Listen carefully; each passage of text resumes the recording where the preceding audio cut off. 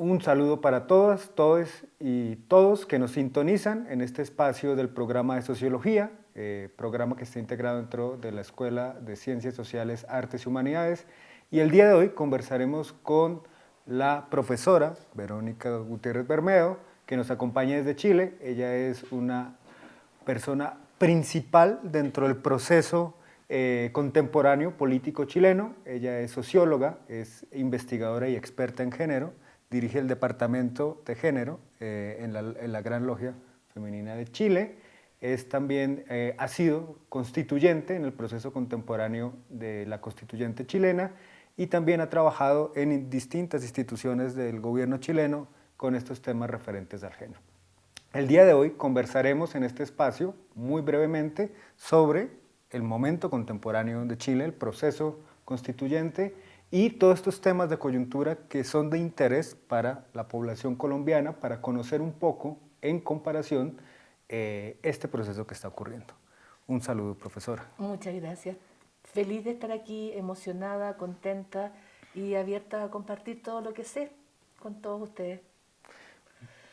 Bueno, pues la idea de este espacio es tener una conversación muy abierta, muy franca, y queremos que sirva casi como una clase para conocer el proceso contemporáneo de Chile. Y justamente por ahí quisiera comenzar.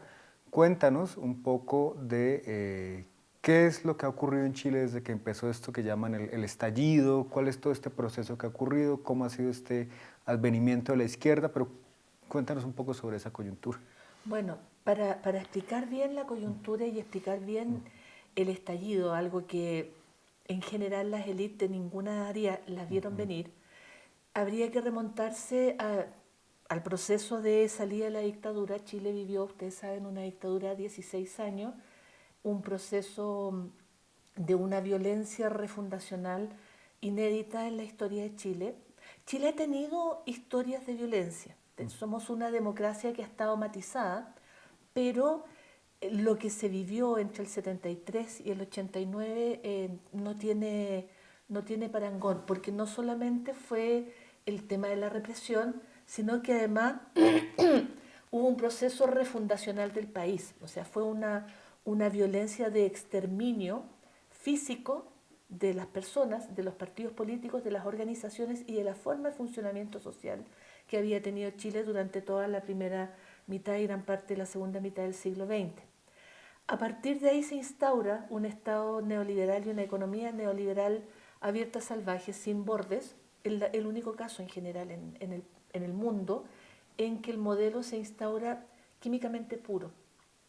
Luego, con la transición a la democracia, que parte con el rechazo a, a la continuidad del dictador y de su gente, fue una dictadura cívico-militar, no hay que olvidarlo.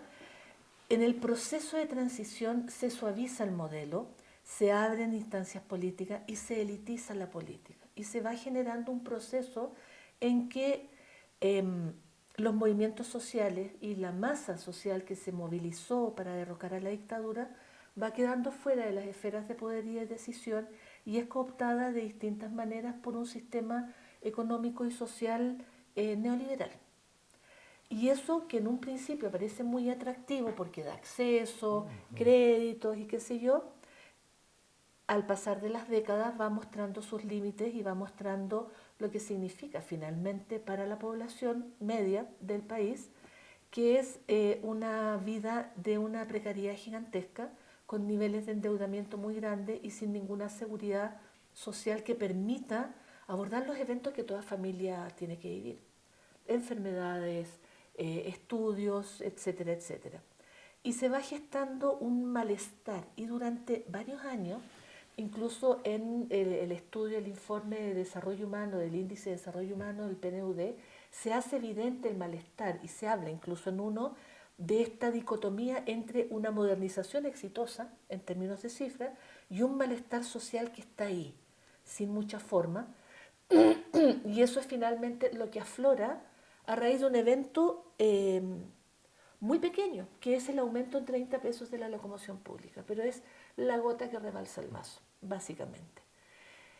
¿Y por qué no lo vieron venir? Porque había una desconexión, y hay todavía una gigantesca desconexión entre la élite política y el resto de la ciudadanía.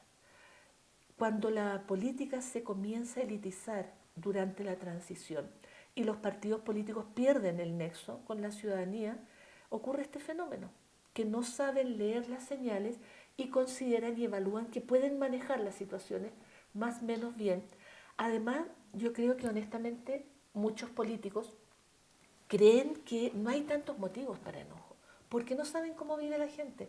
No usan el Transantiago, no están sometidos a la precariedad, no tienen que vivir con el sueldo mínimo, entonces creen que todo está bastante bien. Y esto los toma de sorpresa, y ahí viene el estallido. Para algunos estallidos, para otros revuelta, porque los efectos políticos en su momento fueron mucho más profundos de lo que se podía imaginar la noche del 18 de octubre del 2019. Eso como bien sintéticamente.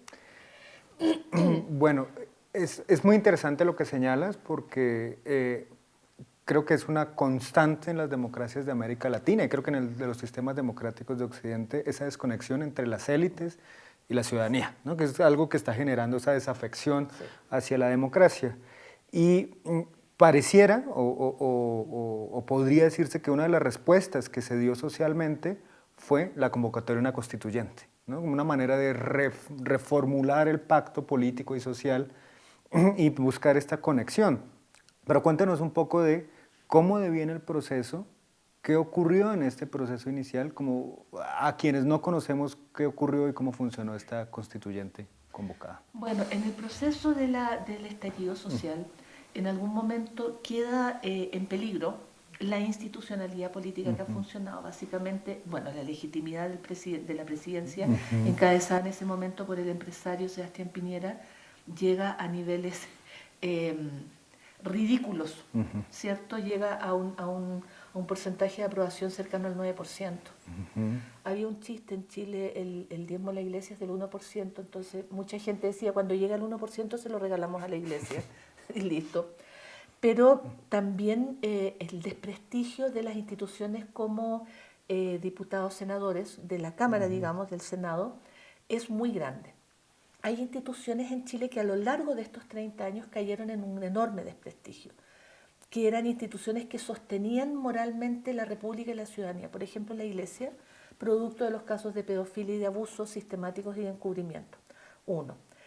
Los partidos políticos en la medida que se elitizan y se distancian y son vistos por la ciudadanía como máquinas de poder y de negociaciones, como oficinas de empleo para adeptos, etcétera, también caen en el desprestigio. El desprestigio del Congreso es enorme. ¿Por qué? Porque el Congreso es incapaz de dar respuesta a las demandas de la ciudadanía durante estos 30 años, amparándose en la Constitución del 80. La Constitución del 80 es la Constitución que dejó el dictador y su camarilla cívico-militar, una Constitución extraordinariamente bien redactada, ¿no? En eso no hay que perderse. La persona que encabezó el proceso de redacción de la Constitución del 80 era un hombre extraordinariamente inteligente, siniestro, pero inteligente. Y él deja una Constitución amarrada por todas partes para que no se pueda modificar absolutamente nada de lo central. Después, en el gobierno de Ricardo Lagos, el año 2005, hubo una serie de reformas que suavizaron algunos temas, no lo suficiente. Y esta Constitución es vista como la piedra de tope para los cambios y transformaciones. Y se convierte en el proceso de la revuelta en una demanda, cambiar la Constitución para poder generar los cambios y transformaciones que la ciudadanía necesita. Y en ese proceso, el pacto del 15 de diciembre, que abre este proceso, tiene el efecto de reinstitucionalizar esta revuelta, reencauzarla por conductos que se puedan manejar desde la élite, medianamente. Y el primer proceso constituyente es abierto y por primera vez pueden postular candidatos que no son de los partidos políticos, porque en Chile quienes pueden hacer política son solo las personas de los partidos políticos. Y en este caso se abre a la ciudadanía, a los representantes del mundo civil, y se da la composición de la convención con 150 constituyentes que representan movimientos sociales con diversos grados de madurez y diversos grados de conocimiento del tema, pero con una enorme representatividad de áreas que aglutinaban demandas fundamentales. Por ejemplo, todo el tema de los temas de incorporación de las primeras naciones, de los indígenas en los procesos constituyentes, todo el tema de los animalistas también es muy importante, y la gran oleada feminista que había estallado y había cobrado fuerza durante el año 2017-18, que se hizo presente con mucha fuerza. Y esta primera convención, porque esa fue la convención constituyente, tuvo el privilegio por primera vez en la historia de Chile de redactar un borrador de constitución a partir de lo que planteaba la ciudadanía raza, en conjunto con expertos, porque en estos 150 constituyentes había muchos abogados constitucionalistas, muchas abogadas constitucionalistas, profesores, profesionales de alto vuelo, en conjunto con personas de menor preparación profesional, pero portadoras de los sentires de su gente, por decirlo de alguna manera. Y el resultado fue un borrador de constitución que tiene virtudes y defectos. El defecto, diría yo, es que a veces se insiste de manera innecesaria en algunos temas, y algo que se podría haber puesto en un artículo se desglosa con 20 artículos en distintas partes.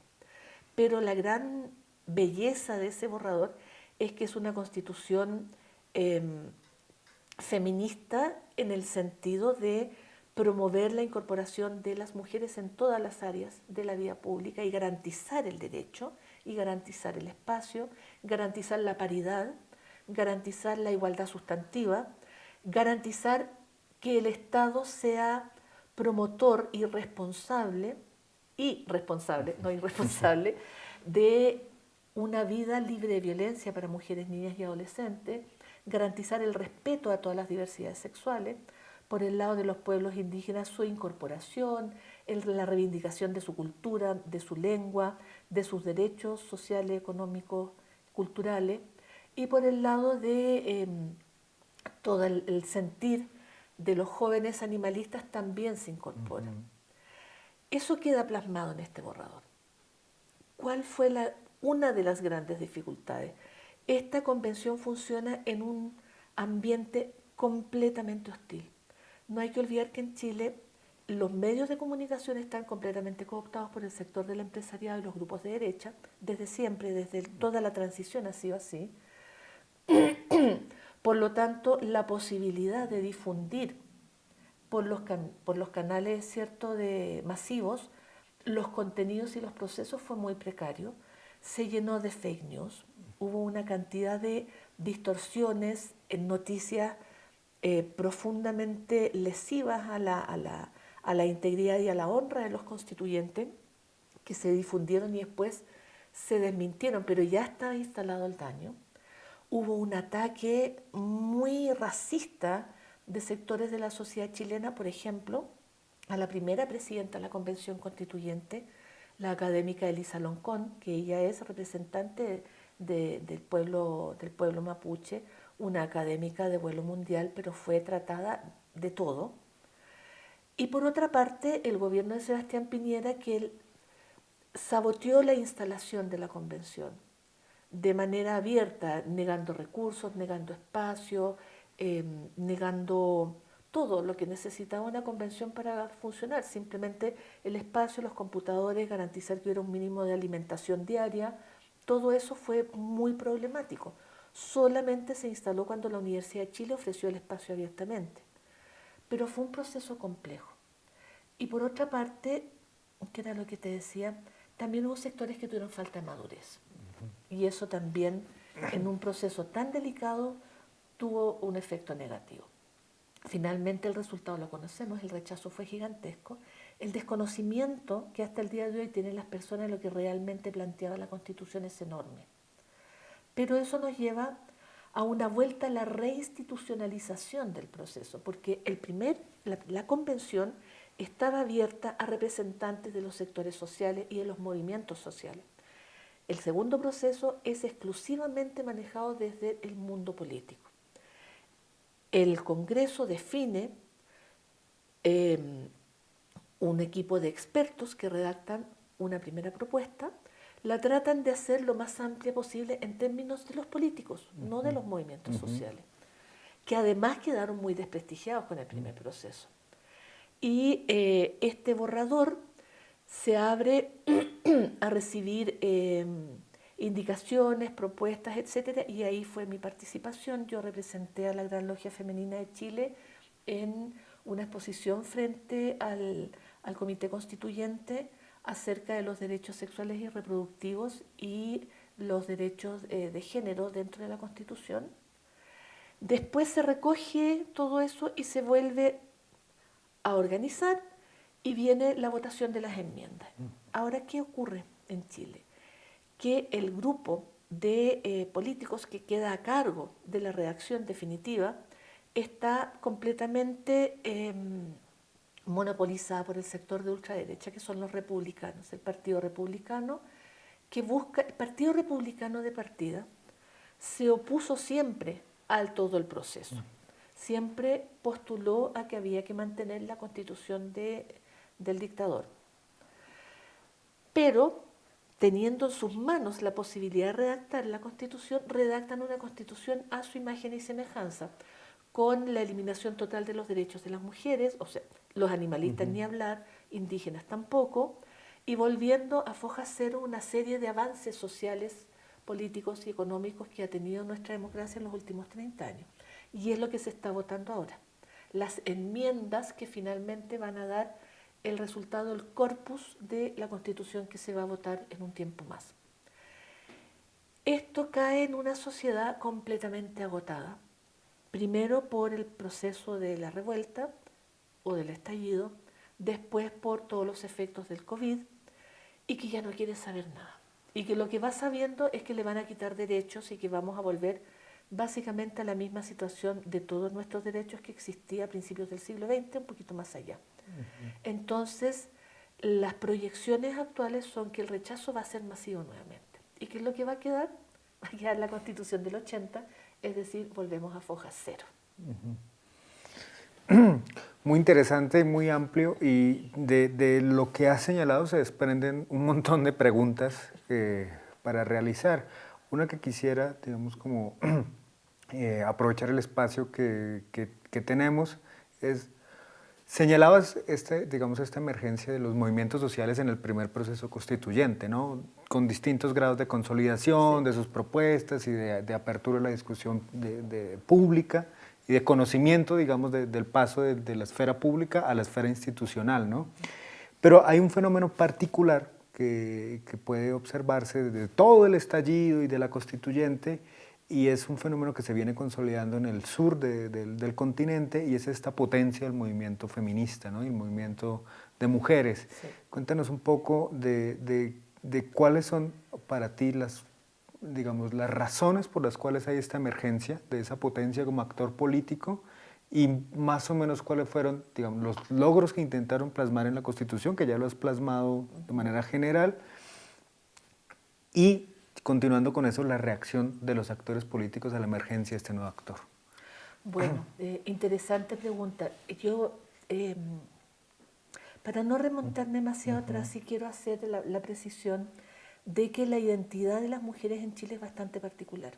Y es particular por la forma en que se genera cómo se fue poblando el territorio cuando viene la invasión europea.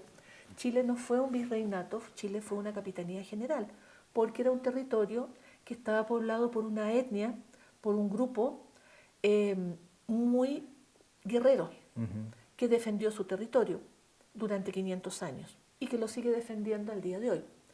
Entonces, la constitución de la sociedad colonial chilena está marcada por los hombres peleando en la frontera del sur y las mujeres dirigiendo la hacienda.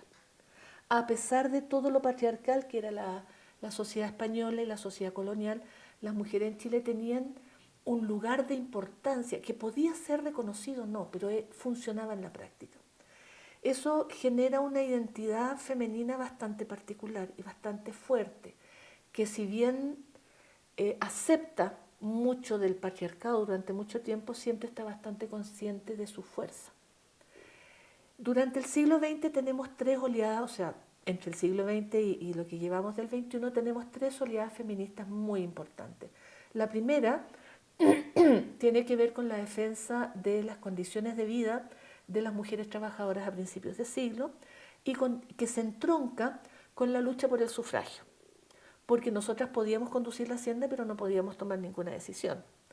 La lucha por el sufragio fue muy fuerte, muy intensa, y en el año 1949 se legisla finalmente que las mujeres somos aptas para elegir presidente también, y ahí viene un espacio que una gran estudiosa del feminismo en Chile, Julieta Kirkwood, llamó el silencio feminista. Se logra esta reivindicación y se logra la incorporación al mundo político y baja. Ahora, esta incorporación al mundo político fue y no fue. Fue como en segunda categoría, pero al menos podíamos votar. Luego, durante la dictadura brutal de Augusto Pinochet, se levantan las mujeres como una fuerza defensora de la vida y ese fue un movimiento extraordinariamente fuerte. Todas las luchas durante esos 16 años por defensa de los derechos humanos y por la subsistencia física de las familias en época de la crisis del 80, la dieron las mujeres en todos los niveles y en todos los espacios. Primero las familiares de detenidos desaparecidos y las familiares de ejecutados políticos, luego las agrupaciones en defensa de la vida que se van entroncando con un naciente feminismo muy fuerte. Y después en la crisis de los 80, todas las organizaciones barriales y comunitarias son femeninas, los comprando juntos para adquirir productos a menor precio, las ollas comunes, incluso las comunidades cristianas de base, toda la vida comunitaria chilena es llevada por las mujeres. Y esas mujeres son las madres de las chicas de ahora. Entonces ahí hay una continuidad también. Mi hija fue dirigente de la coordinadora 8 de marzo y cuando le preguntaron en una entrevista de dónde venía su feminismo, ella dijo, yo no he leído nada de feminismo, yo soy hija de mi madre. Y eso bastó. Y eso es una generación que tiene esa impronta. Luego viene otro silencio feminista, cuando viene la transición a la democracia y el tema mujer se institucionaliza en el Servicio Nacional de la Mujer. Y ahí queda, con una impronta más conservadora de lo que se esperaba. Pero queda ahí. ¿Qué ocurre? Ocurren varios fenómenos. Ocurre que las niñas son hijas de sus madres, por una parte, pero también viene el impacto del movimiento Me Too de Estados Unidos y del movimiento de nuestro vecino, Argentina, de Ni Una Menos. El caso de esa adolescente que fue secuestrada, torturada, violada y asesinada tuvo un impacto en la sociedad chilena que nadie imaginaba. ¿Por qué?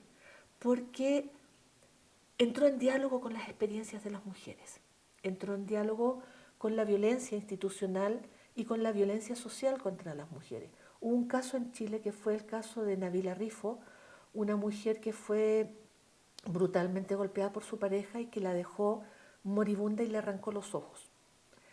Lo impactante de ese caso fue la situación misma, que es de una violencia inusitada, pero además cómo fue tratado por los medios de comunicación de masa que hicieron un show morboso con esto, festinaron la vida de esta mujer, la trataron de todo, le echaron la culpa por haberse puesto en la situación y eso generó un rechazo gigantesco. Bueno, para cerrar, digamos, después de haber hecho esa reconstrucción tan interesante y que creo que a todos los que nos están viendo nos pone a pensar incluso cuáles han sido esas trayectorias del movimiento feminista en nuestras sociedades, quisiera, digamos, preguntarte cuáles crees que sean las trayectorias que tenga, digamos, el proceso constituyente, pero también esta pelea o esta pugna de fuerzas que se está viviendo en Chile entre estos nuevos sectores politizados, la reorganización, digamos, de la derecha.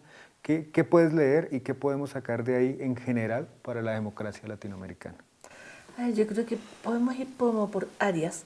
El área de los partidos políticos y de la política institucional retomaron la iniciativa, retomaron el control, pero dentro de ellos, quienes retomaron la iniciativa fuertemente y el control fue más la derecha que la izquierda, o la centroizquierda. Yo creo que la centroizquierda ha jugado toda su apuesta a un gobierno de Frente Amplio que tiene problemas importantes, problemas muy importantes dentro de la coalición y dentro de su capacidad de generar transformaciones importantes. Si uno empieza a revisar el programa y las promesas electorales del presidente Boric, hay un área importante que está afuera.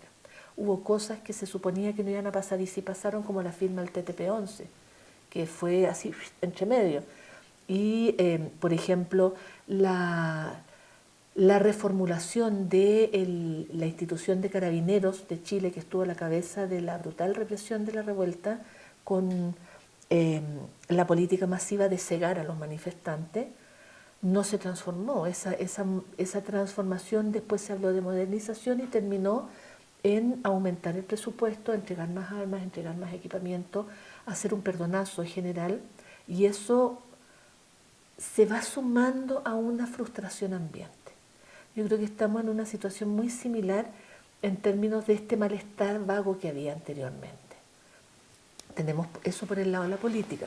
Por el lado de los movimientos sociales, sufrieron un desgaste brutal al tener un protagonismo para el cual no estaban preparados.